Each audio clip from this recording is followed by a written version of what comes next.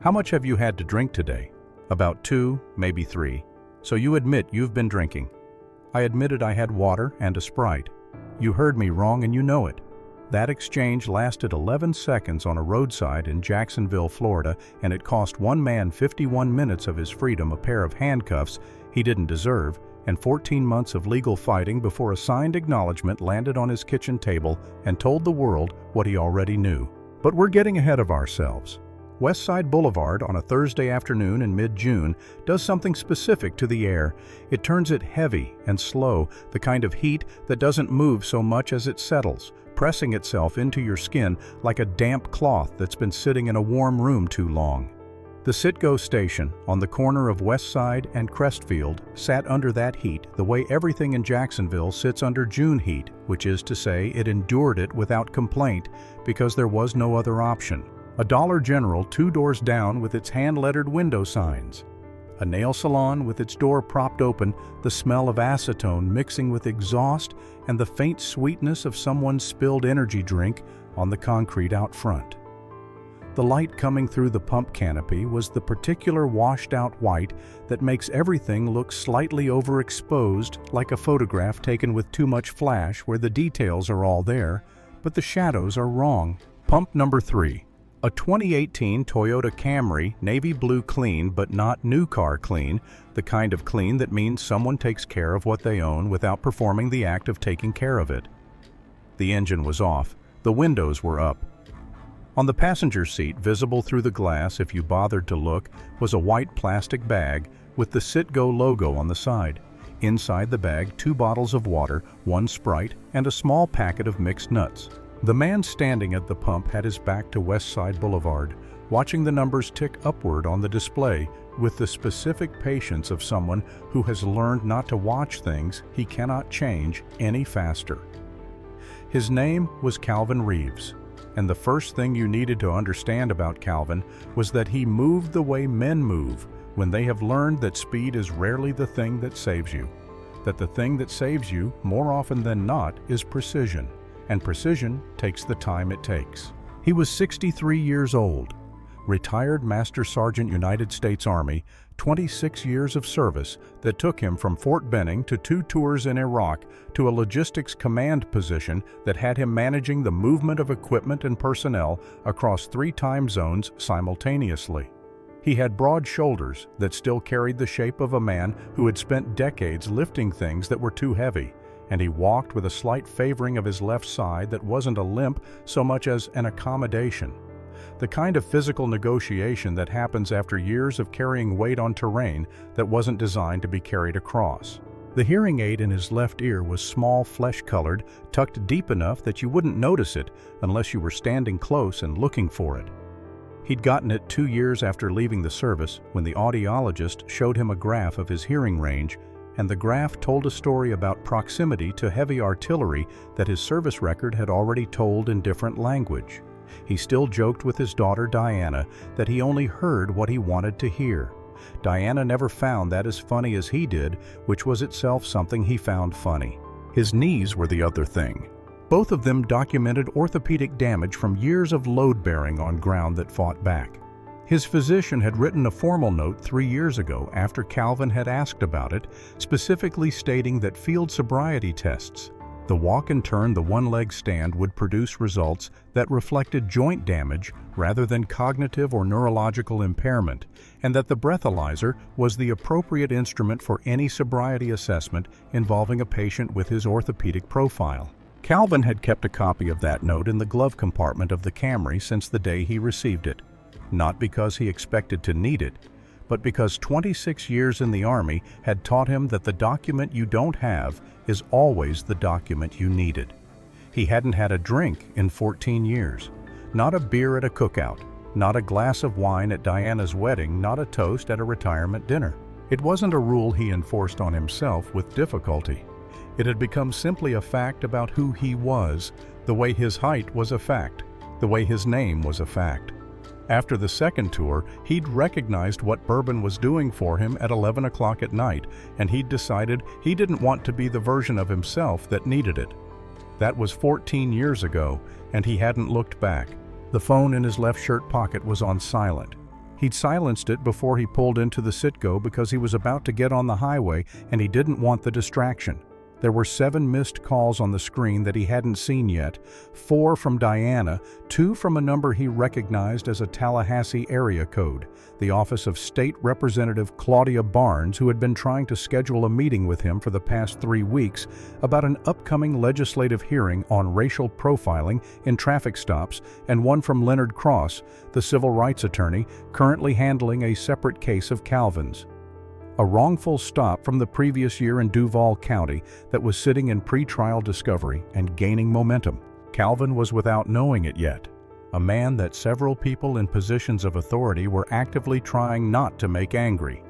He was about to pull out of the Citgo and drive into the next 51 minutes without any of that information in hand, and that gap between what he knew and what the man behind him on West Side Boulevard was about to find out was the entire engine of what happened next. He pulled the receipt from the printer, folded it once, and placed it at the top of the plastic bag. Another habit from 2.5 decades in organizations where documentation was the difference between accountability and chaos. He picked up the bag and got back in the car. 2 blocks behind the Camry, sitting in a cruiser tucked just past the entrance of a car wash that hadn't been open for 6 months. Officer Ryan Doyle was doing what he usually did in the last 90 minutes of a Thursday shift, which was watching. He was 29 years old, 3 years on the force, and he had the kind of confidence that comes not from being wrong frequently enough to calibrate it, but from being right enough of the time that the wrongness when it came didn't register as wrongness so much as external interference. His personnel file had 2 complaints in it, both excessive force, both closed through internal review processes that functioned less as accountability mechanisms and more as pressure valves releasing tension without changing anything fundamental. His clearance rate was above average. His sergeant liked him. He was, by the metrics the department used to measure these things, a good officer. He saw the Navy Camry pull out of the Citgo and take a right onto West Side Boulevard. The right turn was slightly wide. The front wheels tracked maybe 8 inches past the lane line before the driver corrected and straightened out. It lasted approximately 7 seconds. There was no other vehicle in the adjacent lane. There was no pedestrian on the crosswalk. Nothing was endangered. But the turn was wide, and Doyle had his reason, and the reason, if you examined it carefully, had already been decided before he pulled out behind the Camry. Before he hit the lights, before the cruiser moved, before the Camry's driver had any idea he was being followed, Doyle keyed his radio. Dispatch following a suspicious driver on West Side, near Crestfield, possible impairment, initiating a stop. He released the key. He put the cruiser in drive. The word suspicious had preceded the stop. The word impairment had preceded any observation of impairment. He had written the story before he'd opened the book. The lights went on at 3:43 p.m. Calvin Reeves, who had been thinking about the drive to Ocala and whether he'd remembered to pack the birthday card for his granddaughter Amara, saw the red and blue in his mirror, checked his speed 41 in a 45, and immediately, cleanly, without drama, signaled and pulled to the shoulder, came to a complete stop, turned off the engine, and placed both hands on top of the steering wheel. He sat there, hands visible, engine off, waiting, doing every single thing correctly with the practiced ease of someone for whom correct was simply the default. Doyle was out of the cruiser before the dust settled one hand on his belt, moving to the driver's side window with the particular forward lean of an officer who has already decided something and is now in the process of confirming it. He brought the flashlight up before he reached the window, not because the afternoon light required it, but because the flashlight changed the geometry of the interaction, put the driver at a disadvantage of vision. And Doyle had learned early that small advantages in traffic stops compounded quickly. He didn't say good afternoon. He didn't say his name. He didn't say the reason for the stop, which was still technically a wide right turn from a Citgo station 2 blocks back. The first words out of his mouth, before license, before registration, before anything that resembled a standard traffic stop, were the ones that would get played on a screen in a conference room 19 days later, while a room full of people sat in silence. "How much have you had to drink today?" Calvin heard it. The hearing aid in his left ear caught it cleanly. It was a direct question in a relatively quiet environment, which was the kind of environment the device handled well. He understood what was being asked, and he understood in the first half second of processing it that his answer to a question he thought was about his afternoon was going to be heard as an answer to a question about alcohol. He gave the true answer because Calvin Reeves gave true answers, about 2, maybe 3. And he watched Doyle's expression settle into something that looked from the outside like confirmation, and he understood that they were already in trouble. 2 or 3 beers, Doyle asked. No, Calvin said, and his voice was even measured, the voice of someone who has briefed generals and isn't going to be destabilized by a flashlight in his face. Bottles. 2 bottles of water, and I started a Sprite. Some fun. Doyle wrote something on his notepad. He wrote it before he'd acknowledged the answer. That was the tell, not the question, but the note made before the response had been properly processed. Calvin waited until Doyle looked up from the notepad, and then he said it clearly because he wanted it said, and he wanted it said while the body camera was running, and while the light was good, and while there was no question about what was in his vehicle or why it was there. Officer, I want to make sure we're talking about the same thing because I think there might be some confusion. When I said 2 or 3, I was talking about water bottles. I've had 2 bottles of water and I'm working on a Sprite. They're in the bag on my passenger seat. The receipt from the Citgo is at the top of the bag. You're welcome to look.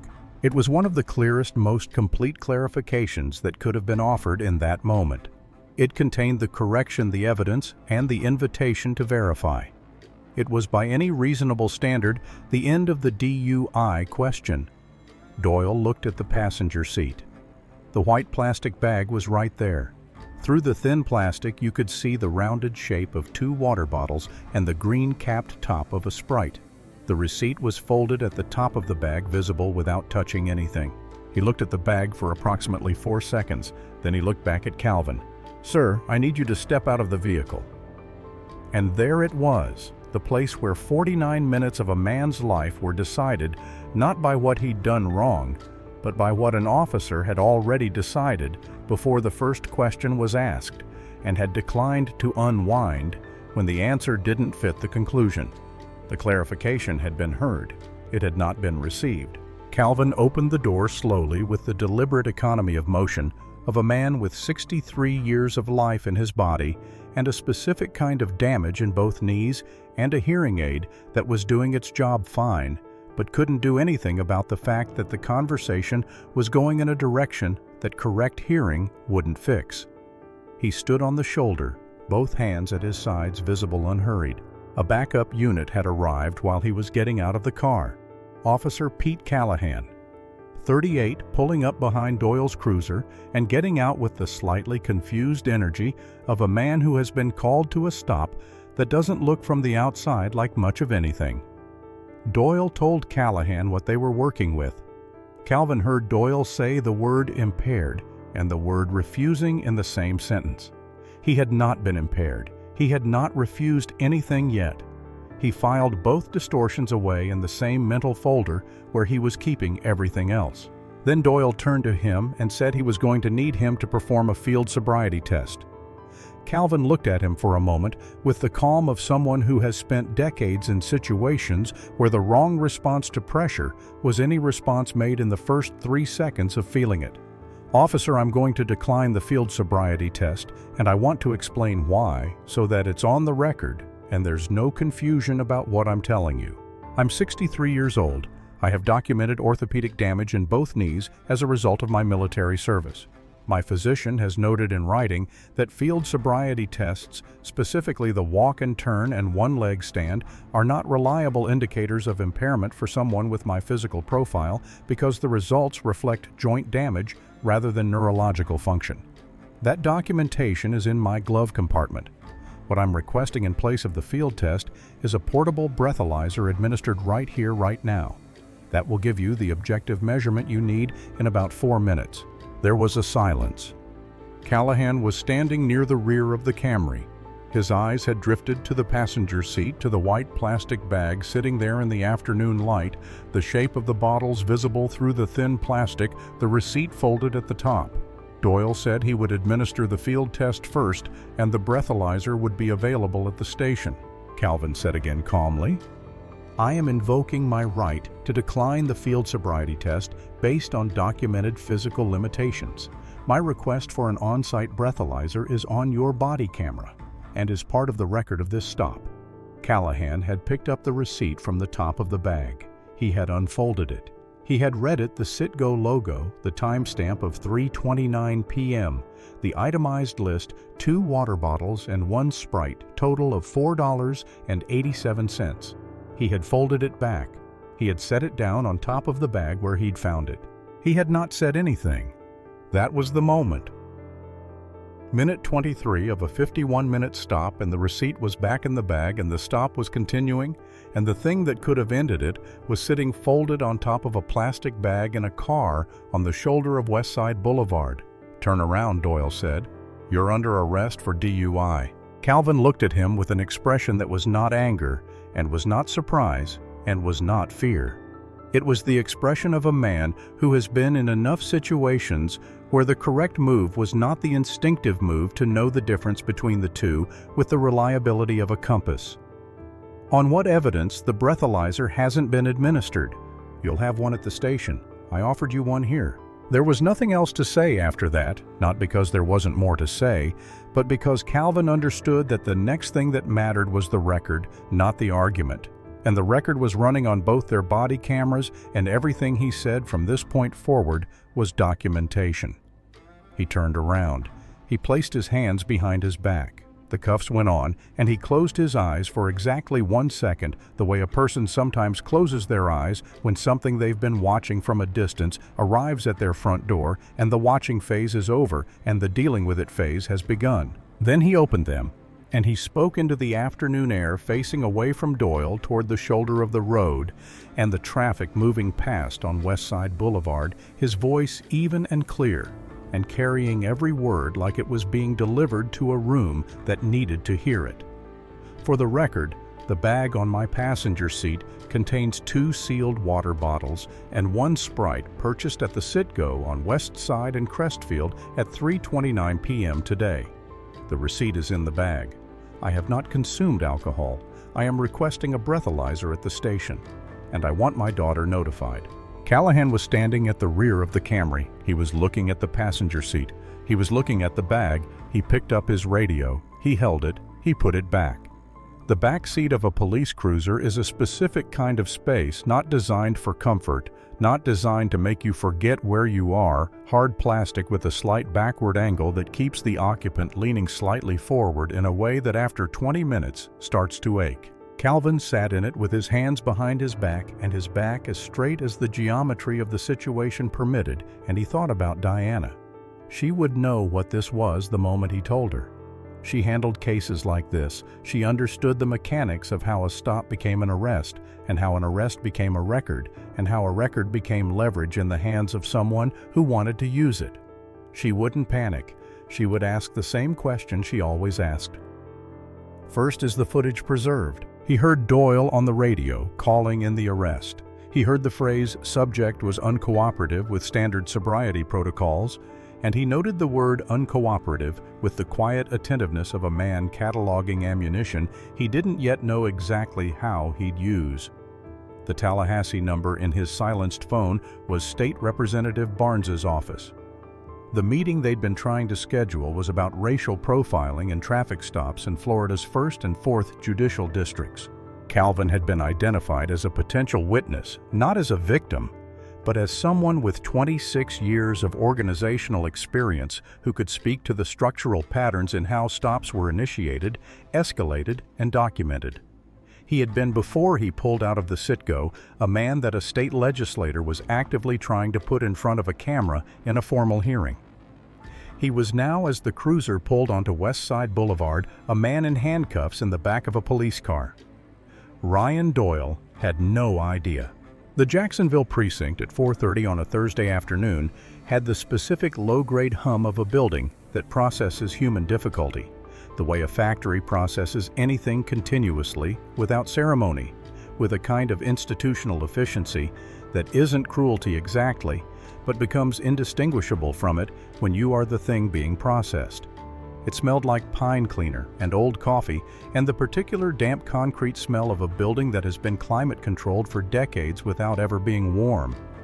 The fluorescent lighting was the kind that flattens everything, removes shadow, makes faces look like they've been photographed rather than lived in.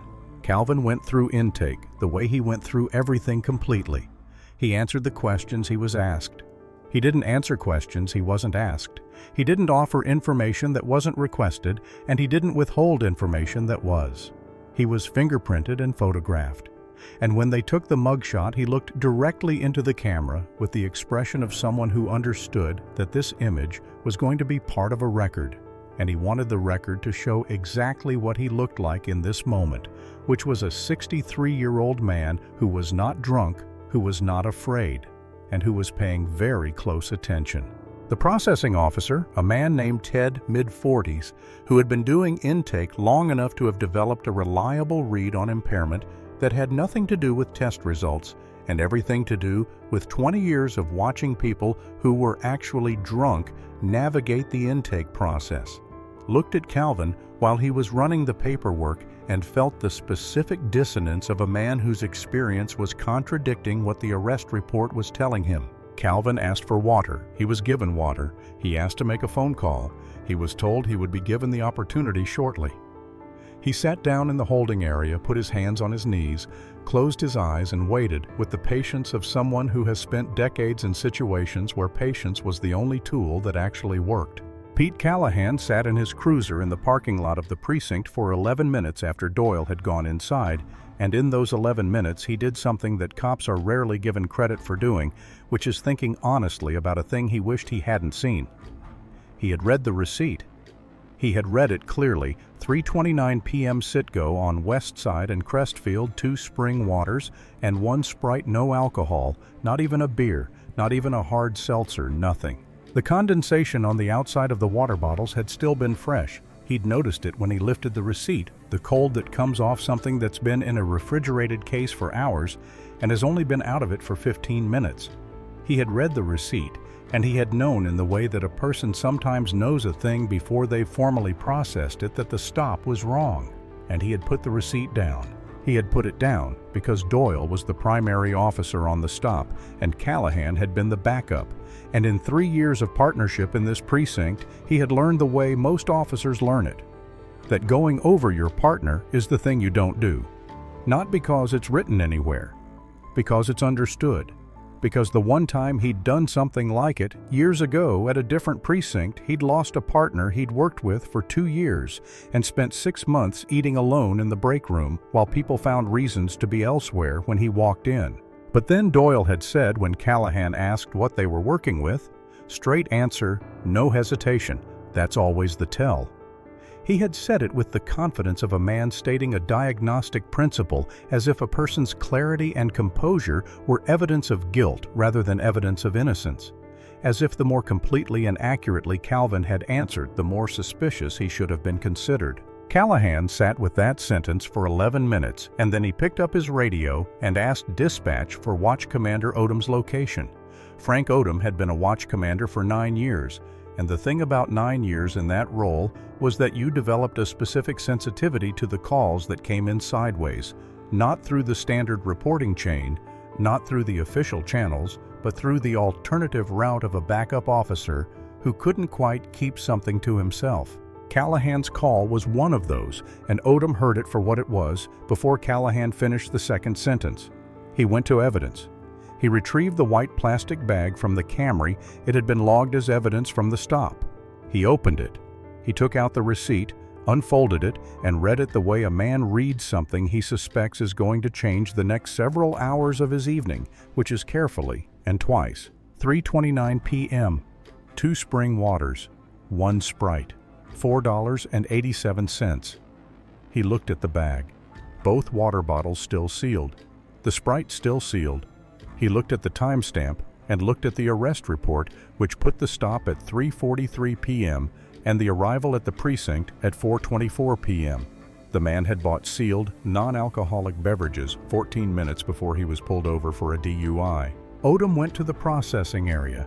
He looked at Calvin sitting in the holding room with his back straight and his eyes closed. He looked at the intake notes, which contained no observations of slurred speech, no difficulty with balance, no smell of alcohol, no behavioral indicators of impairment of any kind, because there were none to observe. He did 3 things in the next 8 minutes in this order. He went to the breathalyzer room and told the processing officer to run the test immediately ahead of everything else. He called the IA division at 5:02 p.m., not the following morning, not after he'd written his notes up right then, and told them to lock down body camera footage from Doyle's unit and Callahan's unit under evidence hold before the end of shift. And then he walked back to the holding area and told the officer at the desk that the man in holding needed to be given a phone. Calvin took the phone and dialed Diana without looking up the number. She picked up on the second ring, and before she said anything beyond his name, he could tell from the quality of her voice that she had been sitting close to the phone that she had been expecting. Something that the hours of silence from a man who called when he was an hour out had already told her something was wrong. He told her everything in the order it happened with the precision of someone reporting rather than venting the stop. The question, the clarification that wasn't received, the receipt, the field test refusal, the breathalyzer request, the handcuffs, the words he'd said on the body camera. He told it the way he would have written it in a military incident report, which meant without editorializing and without leaving anything out. She listened without interrupting once. When he finished, she said, "Breathalyzer result. That's the only thing we need in the next 20 minutes. Everything else I've got." She called Leonard Cross before she'd set the phone down. Cross called the precinct at 5:15 p.m., identified himself as counsel for Calvin Reeves, and stated that his client was an active party in a civil rights proceeding in Duval County and that all body camera footage and evidence from the current stop should be preserved under litigation, hold immediately. Odom, who took the call, said, "Already done." There was a pause on the line. Cross said, "Excuse me," Odom said. "The footage was locked under evidence hold at 5:02. The breathalyzer is being administered now." Another pause. Cross said, "I need you to remember my name, Sergeant." Odom said, "I will." He meant it. The breathalyzer came back at 5:19 p.m. and the number on the display was the kind of number that doesn't require interpretation. Not 0.02, which might have been a recent mouth rinse or a fermented food. Not 0.04, which would have been below legal limit, but would have given Doyle something to point to. Not a trace, not a borderline, not a reading that required a second opinion or a margin of error conversation. 0. The processing officer looked at the display. He looked at it again because the professional thing to do when a number matters is to confirm it before you say it out loud. He confirmed it. He wrote it in the log 0.00. 5:19 p.m. He stood there for a moment with the log in his hand and thought about the right thing to do with it, and the right thing was not to walk back to Doyle's desk. He walked to Odom's office. Odom read the log. He sat back in his chair. He did not say anything immediately, which was its own kind of statement, the silence of a man doing the specific math that happens when a number that should have been available 3 hours ago on the shoulder of Westside Boulevard is instead available now in a precinct processing room after a man has been in handcuffs. Then Odom did something that was not standard procedure and that he did not have to do. He went to his office, closed the door, pulled up both body camera feeds on his desktop, and watched all 51 minutes of the stop from the beginning. He watched Doyle's first question before license, before registration, before any stated reason for the stop. He watched Calvin say 2 or 3, and Doyle's immediate notation on the notepad before the clarification. He watched the clarification 2 bottles of water and 1 Sprite delivered at minute 2 clearly and completely, and Doyle continuing for 49 more minutes as if it hadn't happened. He watched Callahan pick up the receipt, read it, fold it, set it back down, say nothing. He watched the cuffs go on. He watched Calvin's statement into the camera precise and documented the statement of a man who understood that he was building a record in real time. He watched all of it. Then he stood up, straightened his shirt, and walked to the holding area. Calvin heard the door and opened his eyes. Odom came in without the body language of a man who is about to deliver good news or bad news. He came in with the body language of a man who is about to have an honest conversation, which is a different thing and harder to find than either of the others. He didn't sit across a table from Calvin. He pulled a chair around to the same side and sat there, which was not standard, which communicated something before he said anything. He told Calvin the breathalyzer result. He told him about the IA notification and the evidence hold on the body camera footage. He told him about the call from Leonard Cross and that the footage had already been secured before the call came in. He spoke in the plain, direct way of a man who is not trying to manage the situation but simply report it accurately. Calvin listened to all of it without interruption, which was his way. When Odom finished, there was a silence, and Calvin let the silence be what it was for a moment before he broke it. I told him I had water and a Sprite. I know. I told him in the first 3 minutes. I know. The receipt was in the bag. In plain view. I know. 3 times. Not I understand, or that's noted, or any of the language that organizations use when they want to acknowledge a thing without being accountable for it. Just, I know, repeated 3 times with the weight of a man who had watched 51 minutes of footage and wasn't going to pretend he hadn't. Calvin looked at him for a long moment. Then he stood up and picked up the white plastic bag that had been returned to him. Both water bottles still sealed. The Sprite still sealed the receipt, still folded at the top, exactly as it had been when he'd put it in the car at the sit-go 4.5 hours ago. He looked at the bag. Then he looked at Odom. Make sure the footage doesn't get lost. It won't. Calvin nodded once. He picked up his belongings from the processing desk.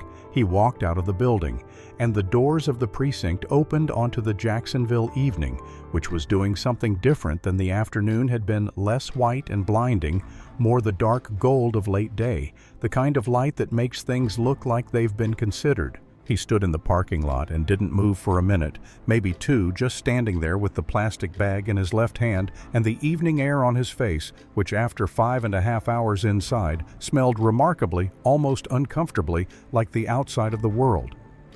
He looked at the missed calls on his phone. Diana 7 times. The Tallahassee number twice more. Leonard Cross once. He called Diana first because that was the order that mattered. She answered before the first ring had finished. He told her the number 0.00. She didn't make a sound for a moment, and he could hear in that silence everything she knew about what that number meant and what came next. Then she said, "Are you hurt?" "No." "Are you in the car?" "I'm in the parking lot." "Okay." A breath. "Come to Ocala when you're ready. Amara's already asleep, but she'll want to see you in the morning." And then, because Diana had learned in 38 years of watching her father that the best way to honor his composure was to match it rather than unravel it. Cross is already working. You did everything right. He got in the car and sat with his hands on the wheel and thought about Doyle's sentence, the one that had been said to Callahan in the first minutes of the stop, the one that was sitting on a body camera feed that had been locked under evidence hold. Straight answer, no hesitation. That's always the tell.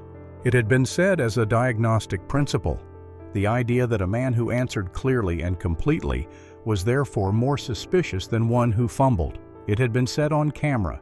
It had been said in Callahan's presence. It was going to be heard again, and when it was heard again, it would be heard by people sitting in chairs around a table with the purpose of understanding exactly what it meant.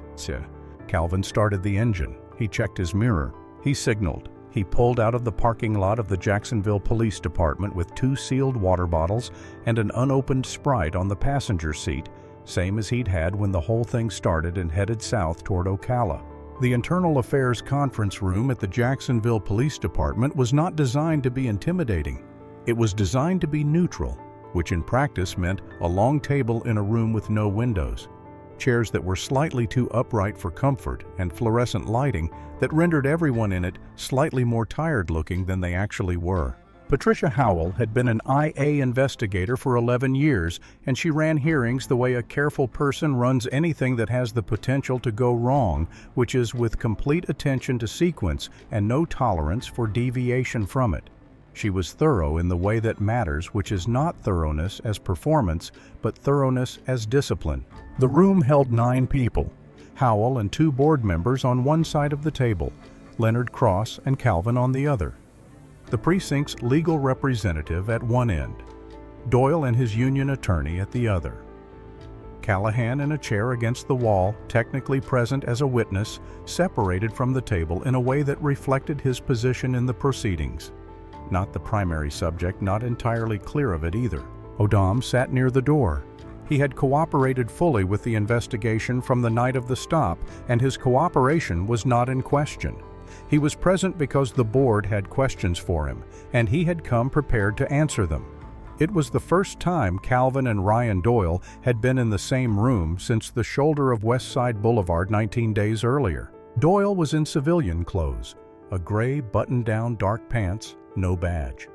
He looked across the table at the evidence binders, the monitors, the neat stack of documentation that had been assembled from his 51-minute stop, and he did not look at Calvin. Calvin looked at him once, and then looked at Howell, and waited for the hearing to begin. Howell started the body camera footage without preamble, which was her style. Let the evidence speak before the people do so. That when the people speak, they're speaking about something real and documented rather than something reconstructed from memory.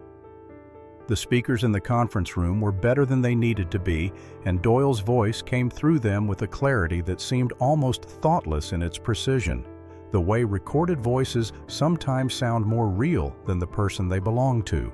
The first thing the room heard was the question the one asked before license or registration, before the stated reason for the stop, before any of the things that are supposed to precede a DUI inquiry. How much have you had to drink today? The room was quiet. No one shifted in their chairs.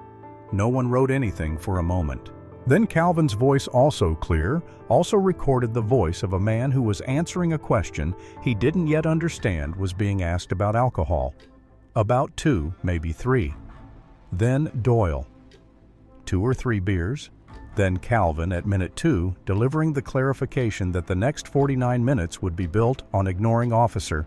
I need to make sure we're talking about the same thing. I had 2 bottles of water and 1 Sprite. Howell paused the footage. She looked at Doyle. Officer Doyle, at this point in the stop minute 2, the subject has clarified that his response referred to water bottles, not alcohol. What did you understand him to be communicating? Doyle's attorney put a hand on his arm, but Doyle was already speaking. I understood him to be changing his story. Changing it from what to what, from an admission to a denial. He said 2 or 3, Howell said, and then he said 2 bottles of water and 1 Sprite. Those are consistent. The second statement explains the first. Doyle said nothing. Howell started the footage again. The room watched Callahan arrive. The room watched Doyle tell Callahan they were working a possible DUI, and then say in a voice that the microphone caught without difficulty, straight answer, no hesitation. That's always the tell. One of the board members stopped writing and looked up. The footage continued. The room watched Callahan walk to the passenger side of the Camry. The room watched him pick up the receipt. The room watched him unfold it. The room watched him fold it back and set it down. The room watched him say nothing to Doyle about what it said.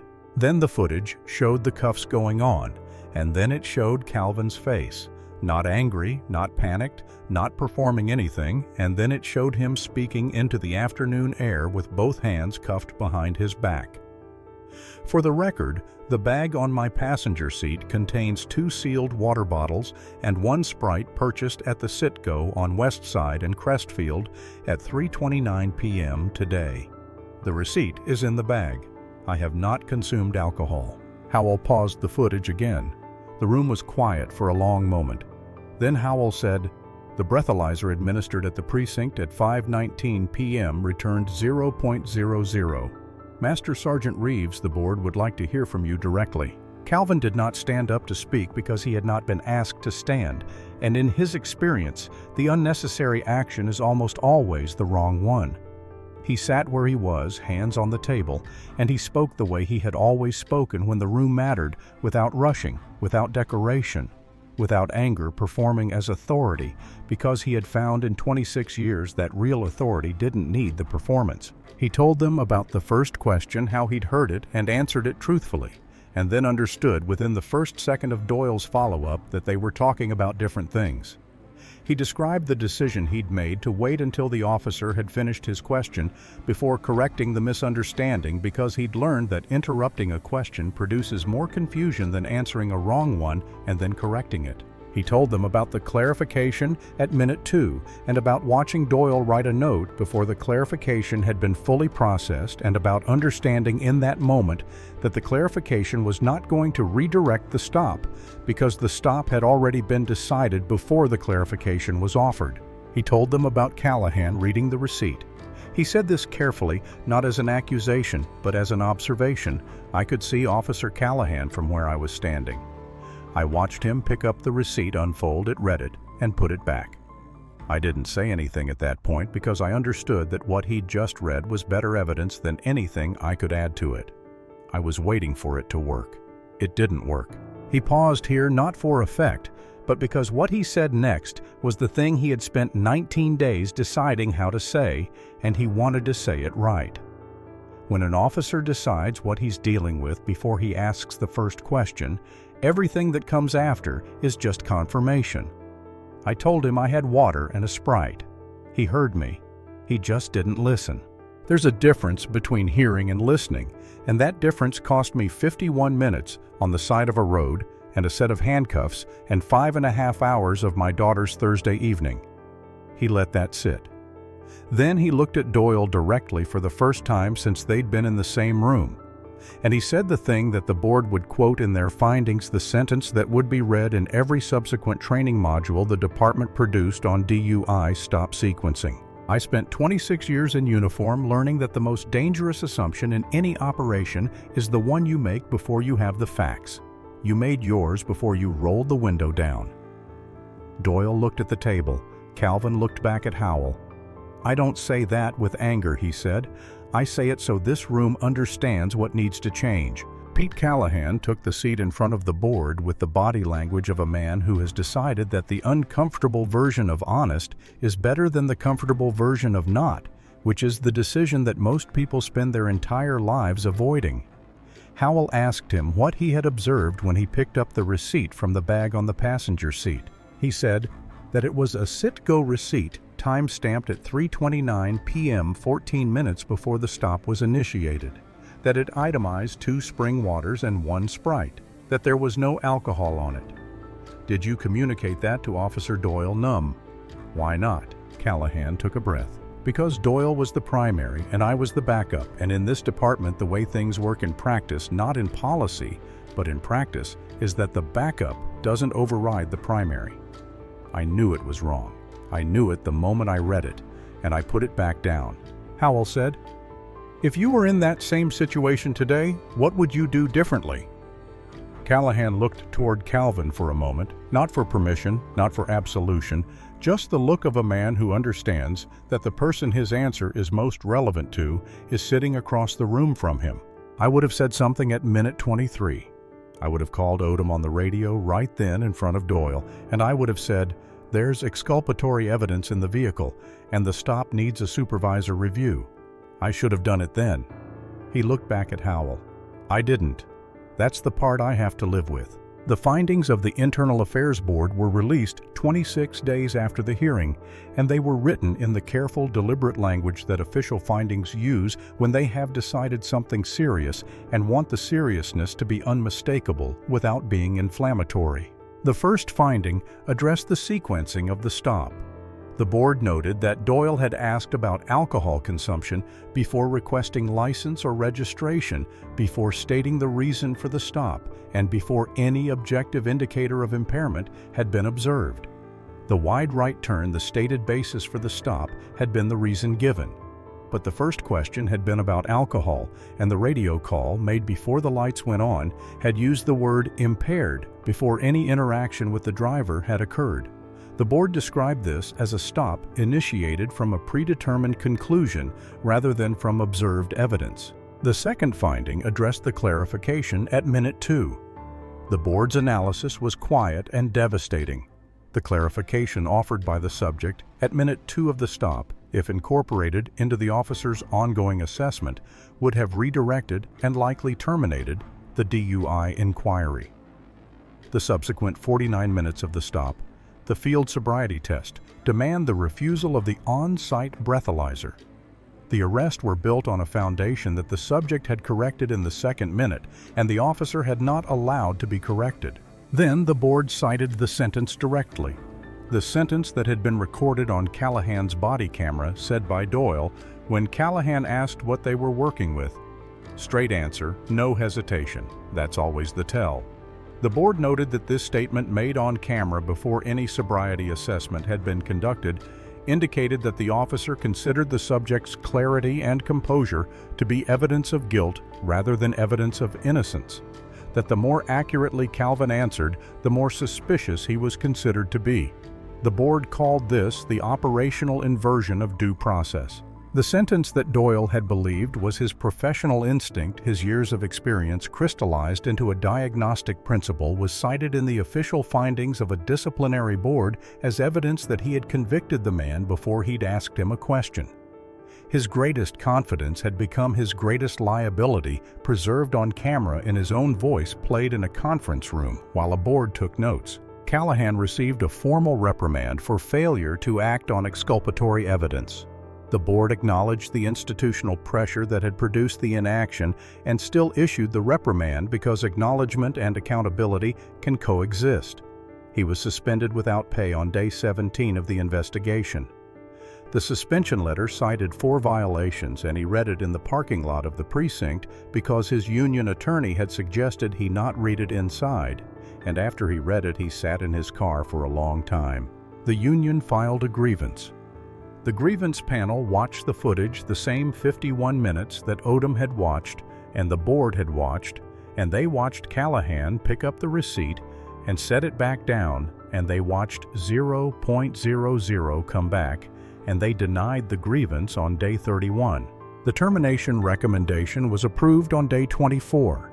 The Florida Criminal Justice Standards and Training Commission received the referral and revoked his certification on day 49. His appeal was filed and denied. He had been by the metrics his department used a good officer. He had a clearance rate above average, a sergeant who liked him, a career that had been until a Thursday afternoon in June moving in the right direction. All of that had been built on a foundation of basing conclusions on assumptions, and the foundation had held until the day it met a man who came prepared, spoke clearly, asked for the right test, and documented everything on a body camera that a watch commander had the sense to secure before anyone could lose it. The last thing Doyle did at the precinct on the day he was formally terminated was hand his badge to the desk sergeant. He didn't say anything. There wasn't anything to say that the footage hadn't already said better. Leonard Cross filed the civil lawsuit 31 days after the stop. It named Doyle the Jacksonville Police Department and the city. It cited wrongful arrest, deprivation of civil rights under color of law, and the specific medical dimension, the insistence on a field sobriety test that Calvin's documented orthopedic injuries made unreliable in the face of a breathalyzer alternative that would have resolved the question in 4 minutes. The city's legal team read the medical expert declaration attached to the filing and called for a settlement meeting. The settlement reached $920,000. But the number was not what Calvin had asked for most specifically. What he had asked for specifically, what Leonard Cross had included in the first draft of the settlement demands, was a single-sentence formal signed by the division chief stating, "On June 14th, Calvin Reeves was not impaired at any point during the traffic stop conducted on Westside Boulevard." That sentence cost the city nothing except the willingness to say out loud what the breathalyzer had already said at 5:19 p.m. on the night it happened. The division chief signed it on day 58. Calvin framed it. He put it on the wall in his home office, not as a trophy, as documentation. 2 months after the stop, Calvin drove to Ocala again on a Saturday morning, and the drive was the same in every measurable way. Same car, same highway, same route down through the middle of Florida with the pine scrub opening up on both sides of the road, and different in no way he could have pointed to, specifically, which was itself a kind of accomplishment. He drove past the Citgo on West Side and Crestfield. He didn't stop this time, he'd filled up closer to home, but he drove past it, the way you drive past a place that has become attached to something significant without becoming the thing itself. The pump canopy was the same. the washed-out light, the nail salon next door. He drove past and kept going because that was the point, to drive past and keep going. He thought the way he had thought many times in the 2 months since about the mechanism of what had happened. Not the outcome. The outcome had been documented and litigated and resolved. He thought about the mechanism because he had spent 26 years in organizations where understanding the mechanism was the only thing that prevented the same failure from happening in a different configuration. The false assumption at minute 1. The structure built on top of it, every subsequent exchange, confirming the assumption rather than examining it, because examining it would have required admitting it was there. A man who heard the clarification and did not receive it. And then the breathalyzer at 5:19 p.m. returning a number that made the full weight of the 51-minute structure collapse backward onto the moment it had been built from. He'd seen that pattern in other forms, different stakes, different settings, same architecture. He signaled at his exit and took it. A week after the stop, Calvin had returned the call to the Tallahassee number, and the meeting that State Representative Claudia Barnes's office had been trying to schedule had gone forward as planned. He sat across from Barnes and her committee in a conference room that had the formal, attentive quality of a room where people understand that what is said will become part of something larger. And he spoke to them not as a victim, but as a technician, someone with 26 years of experience in the machinery of large organizations, describing the specific mechanical failure he had just lived through. He told them about the receipt. He told them about Callahan reading it and setting it down.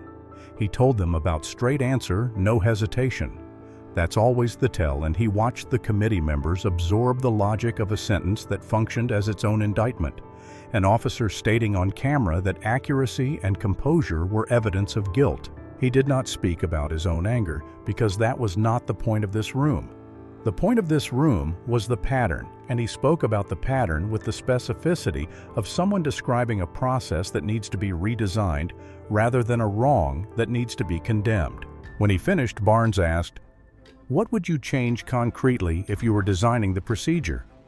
Calvin said, "Any stop where the officer uses the word impaired in a radio call before the stop has been completed, before the driver has been observed, before license has been requested, before any basis has been established, should require a supervisor review within 24 hours. Not as punishment, as a check. The same way any organization checks the assumptions that have consequences before those consequences become irreversible." Barnes looked at him for a moment. Then she said, "Master Sergeant, would you be willing to help us write that into policy?" Calvin said he would. When he pulled into Diana's driveway in Ocala on that Saturday morning, Amara came through the front door before he'd fully stopped the car, because Amara, at 8 years old, operated at a pace that had not yet been moderated by experience. And Calvin received her the way he always received her, which was by catching whatever she launched at him and holding on. She was wearing a purple shirt that said something about sea turtles. She smelled like children's shampoo and the specific clean warmth of a kid who has been awake for an hour and has not yet encountered anything difficult about the day. "You came," she said, as if this were not a given, as if the possibility that he might not had occurred to her as a real thing. "I always come," he said. Diana stood at the door. She watched her father carry her daughter up the front path, and she did not say anything because there was nothing to say that the image didn't say better. She had spent the last 2 months watching him move through the aftermath of an evening that would have caused a lesser person to be consumed by it. The depositions, the hearings, the legal procedures, the settlement discussions. And she had watched him move through all of it, the same way he moved through everything, which was with his back straight and his attention on the thing in front of him, and no more anger than was productive. He set Amara down in the kitchen and put the plastic bag on the counter. 2 sealed water bottles, 1 Sprite. Diana looked at the bag. "Same thing," she said. "Same thing I wanted to drink on the drive." She nodded. She poured him coffee. 3 things happened in the months that followed, and they happened quickly, so we will say them quickly. Pete Callahan transferred to the Community Liaison Division, a decision he made without being asked, because the receipt he'd read and set down on a Thursday afternoon had not left his head, and he thought a change of assignment might put him somewhere he could do something useful with the lesson. The Jacksonville PD's new policy on DUI stop sequencing went into effect 4 months after the settlement, and in the informal language of the officers who discussed it in roll call, it was called the Reeves Protocol, though no one had officially named it that. And Calvin called Odom once, not to thank him, and not to debrief, just to say the footage didn't get lost. Odom said no, it didn't. That was all. Amara asked him over breakfast whether he wanted to see her science project about ocean turtles, and he said he would like that very much. And she took him by the hand and pulled him toward the living room, with the particular urgency of someone who has important information to share and cannot wait to share it. And Calvin Reeves, 63 years old, retired.